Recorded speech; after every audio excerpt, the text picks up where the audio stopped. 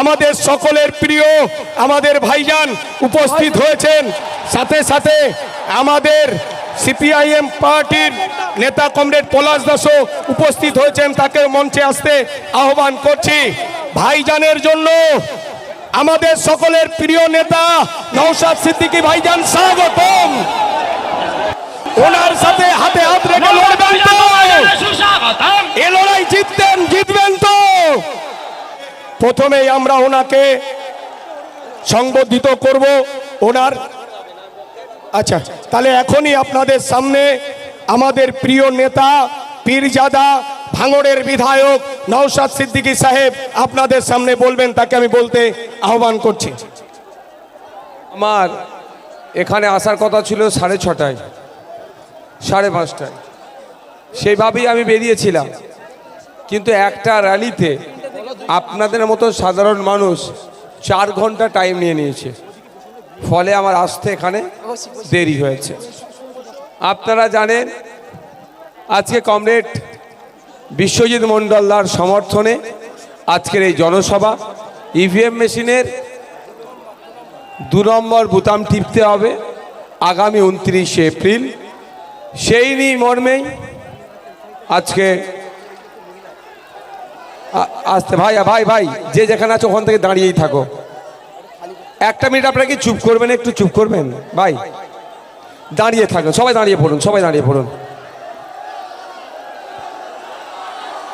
তোমরা বসো। সবার দেখতে সুবিধা হচ্ছে তো নাকি? কারো দেখতে অসুবিধা হচ্ছে? আর একটা কাজ করুন, দেখছেন যে আমরা বক্তব্য শুনবেন, মোবাইলে ফ্ল্যাশটা অন করে রাখুন। একসাথে দুটো কাজ হবে একসাথে। ভাই আপনাদের কমরেড একটু বসুন না। প্রার্থী আর পলাশদা ছাড়া আর লোকাল কমিটির যিনি আছেন সেক্রেটারি তিনি ছাড়া বাকিরা বসুন না। বসে পড়তে বলছি, দাঁড়াবেন না, এটুকু বলছি। আজকে এখানে আমি উপস্থিত হয়েছি, আপনাদেরকে বলবো, আপনারা আগামী 29শে এপ্রিল যদি মনে করেন বিজেপির সাম্প্রদায়িক শক্তি আটকাতে হবে এবং দুর্নীতিগ্রস্ত তৃণমূলকে পরাস্ত করতে হবে, তাহলে আগামী 29শে এপ্রিল ইভিএম মেশিনের 2 নম্বর বোতাম টিপে খাম চিহ্নে সিপিআইএম এর প্রার্থী আইএসএফ এর সমর্থনে অ্যাডভোকেট বিশ্বজিৎ মণ্ডলদাকে বিপুল ভোটে জয়যুক্ত করুন। হ্যাঁ, কাস্তে হাতুড়ি তারা চিহ্ন। এবার আপনাদের বলবো কেন পাঠাবেন?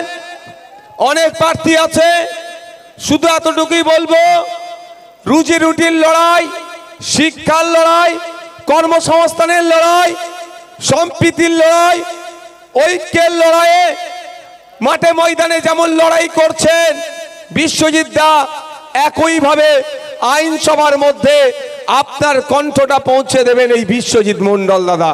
তাই আপনাদের বলবো, এই ফুল সেই ফুলে হাত দেওয়ার প্রয়োজন নাই, কোনো সিম্বলে হাত দেওয়ার প্রয়োজন নাই।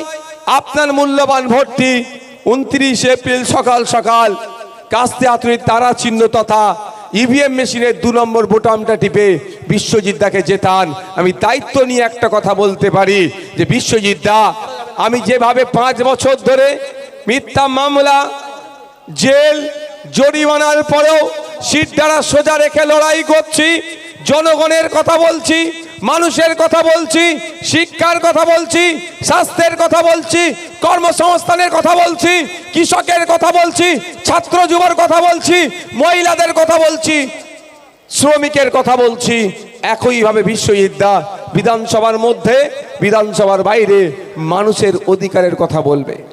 আজকে মমতা ব্যানার্জি বলছেন রাত 8টার পরে মহিলারা রাস্তার বাইরে বার হতে পারবে না, আর আজকে রাত 10টা বাজতে যাচ্ছে। এটাই বামপন্থী আইএসএফ এর লড়াই, মহিলারা নির্বিঘ্নে এখানে দাঁড়িয়ে আছে। তাই আপনাদের বলবো, একদিকে জোড়া ফুল বলছে রাত 8টার বাইরে মহিলারা বেরোতে পারবে না, আর বিশ্বজিৎ দ্বারা বলছে 8টা, 9টা, 10টা, 11টা, 12টা, 1টা, 2টো, 3টে, 4টে কোনো ব্যাপার নয়। নির্বিঘ্নে তার বাড়ি থেকে মহিলা বার হবে এবং কাজ মিটিয়ে তার বাড়িতে ফিরবে। সমস্ত নিরাপত্তার দায়িত্ব বিশ্বজিৎ দা কাঁধে তুলে নেবে, আমরা কাঁধে তুলে নেব। তাই আপনারা কাকে গ্রহণ করবেন? এখানে এসসি সিট রিজার্ভ। আমি একটা এসসি ভাইদের দুর্দশার কথা বলে আমার রাতও হচ্ছে, বক্তব্য আমি শেষ করব। তার আগে শুধু বলবো, এসআইআর এ যা হয়রানি হচ্ছে, 27 লক্ষ মানুষের নাম ডিলিট হয়েছে। আজকে দেখলাম ট্রাইব্যুনাল 138 জনের ভেরিফাই করে 136 জনের নাম তুলে দিয়েছে। তার মানে এতটুকু প্রমাণ হচ্ছে যে ইচ্ছাকৃতভাবে অন্যায়ভাবে নামগুলো ডিলিট করেছে। এই 27 লক্ষ নাম ডিলিট হওয়ার জন্য সব থেকে বেশি যিনি দায়ী তার নাম হচ্ছে মমতা ব্যানার্জি, নরেন্দ্র দামোদর দাস মোদী। এরা প্ল্যান করে বাঙালি 27 লক্ষকে হয়রানি করছে। তাই বাঙালিদেরকে শপথ ঐক্যবদ্ধ হতে হবে। আমরাও জবাব দেব, এই নির্বাচনে বিজেপি তৃণমূলকে আমরা শূন্য করব। এখানে এসসি রিজার্ভ সিট, মমতা ব্যানার্জির এসসি ভালোবাসা একটু আপনাদের জেনে নিয়েন। 22% সংরক্ষণ আছে এসসি ভাইদের জন্য উচ্চশিক্ষায় চাকরিতে। ফেক সার্টিফিকেট দিয়ে, ফেক সার্টিফিকেট ইস্যু করে প্রকৃত দলিত অর্থাৎ পিছিয়ে বর্গের হিন্দু ভাইদের অধিকার এই মমতা ব্যানার্জি সরকার খেয়ে নিচ্ছে। আর শুভেন্দু অধিকারী হিন্দু হিন্দু ভাই ভাই বললেও দলিত ভাইদের ফেক সার্টিফিকেট বানিয়ে প্রকৃত দলিত ভাইদের অধিকার কেড়ে নিচ্ছে। এ নিয়ে কোনো চর্চা করছে না। তাই বন্ধুগণ, আপনাদের এখানে কথা দিয়ে যাচ্ছি, বিশ্বজিৎ মণ্ডলদাকে আপনারা জিতিয়ে বিধানসভার মধ্যে পাঠান। ফেক এসটি এসসি সার্টিফিকেট বাতিল হবে। ওবিসি নিয়ে মাইনরিটি মুসলমানদের সাথে যে দিতা করছে মমতা ব্যানার্জি বন্ধ হবে। ওয়াকফ সম্পত্তি উদ্ধার করে ওয়াকফ বোর্ডের হাতে তুলে দেওয়া হবে। দেবত্ব সম্পত্তি উদ্ধার করে মন্দির ঠাকুরের যেগুলো আছে সেগুলো সেখানে পৌঁছে দেওয়া হবে। তাই আপনাদের একটা কথা দিচ্ছি। আর একটা কথা দিয়ে যাই, 6 মাসের মধ্যে কমিশন বসিয়ে যত ফেক এসটি এসসি সার্টিফিকেট আছে খুঁজে বার করে সেইগুলো জ্বালিয়ে দিয়ে উচ্চ শিক্ষায় চাকরির ক্ষেত্রে প্রকৃত দলিত আদিবাসীদের সংরক্ষণের ব্যবস্থা আমরা করব। তাই কমরেড যারা আছেন, যারা এসএফ এর নেতৃত্বরা আছেন, শুভাকাঙ্ক্ষীরা আছেন, এতটুকু কথা আপনাদের বলে আমি বক্তব্য শেষ করছি। যদি মনে হয় দুর্নীতিমুক্ত সমাজ ব্যবস্থা গড়তে হবে, যদি ইচ্ছে হয় আম খাওয়ার, তাহলে জাম গাছ লাগালে আম পাবেন না, আম গাছই লাগাতে হবে। যদি মনে করেন দুর্নীতিমুক্ত সমাজ ব্যবস্থা চাই, তাহলে বামপন্থী আইএসএফদেরকে জেতান। তাহলে আমি একটা উদাহরণ দিয়ে যাচ্ছি, নিজেকে আমি বড় বলছি না।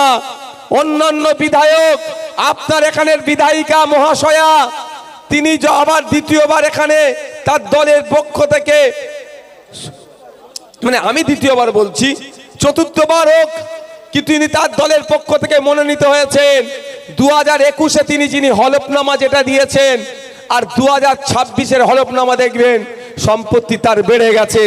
কিন্তু সংযুক্ত মোর্চার একমাত্র বিধায়ক, ভাঙড়ের বিধায়কের হলফনামা তুলে দেখুন আপনারা, সম্পত্তি কমে গিয়েছে, ইনকাম বাড়েনি, ইনকাম করেছে।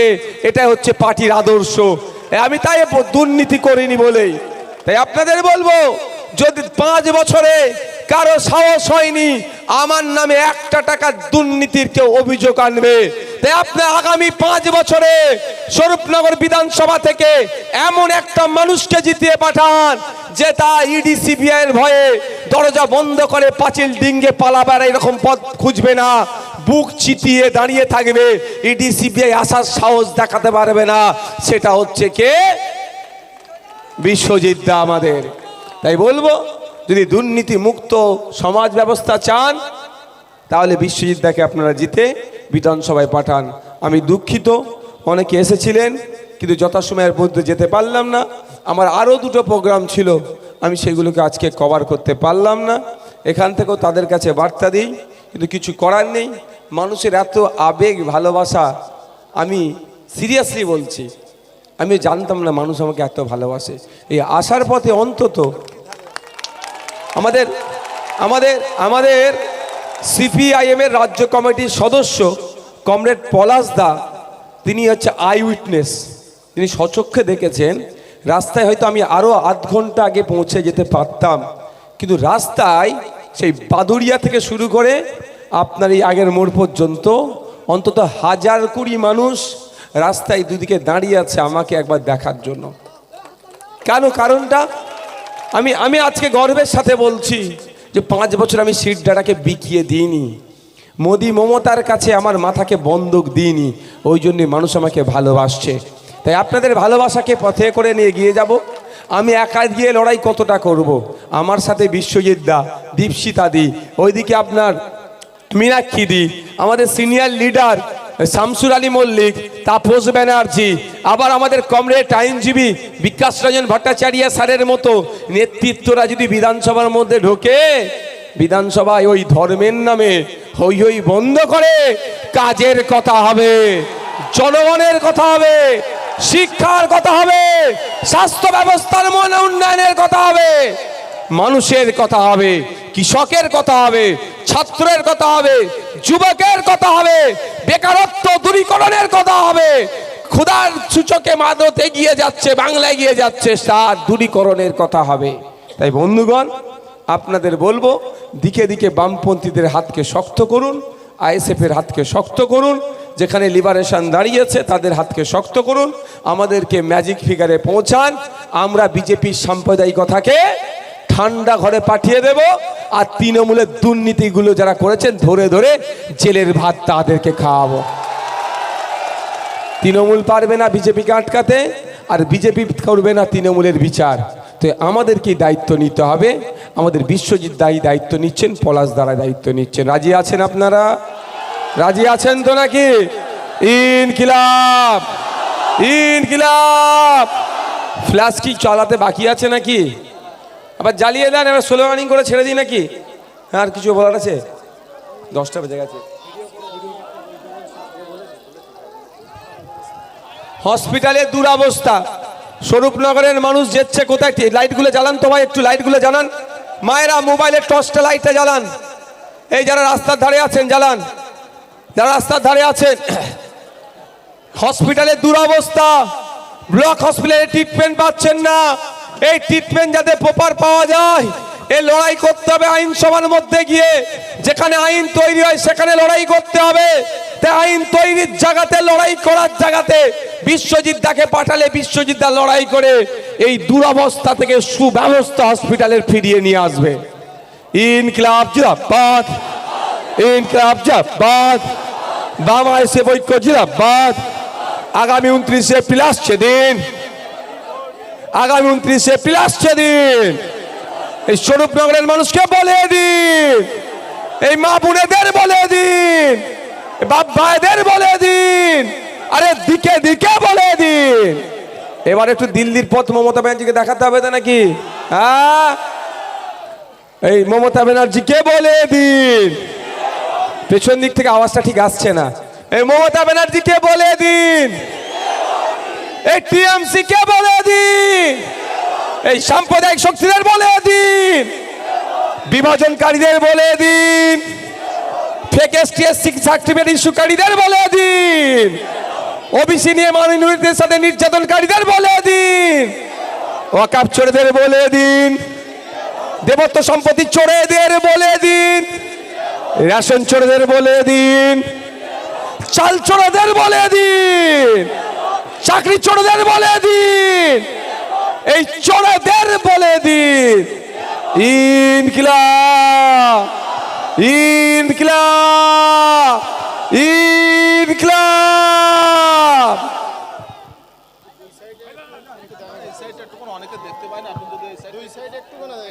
আপনারা চলে এসছেন কেন? চলো, এই সভাপতিকে দিয়ে শেষ করে দেন।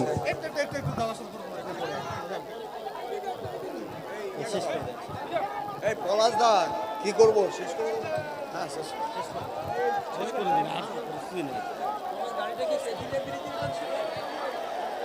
আজকের সভা এখানেই শেষ। আপনারা যারা উপস্থিত হয়েছিলেন সেই 2:30 থেকে এখনো পর্যন্ত আছেন,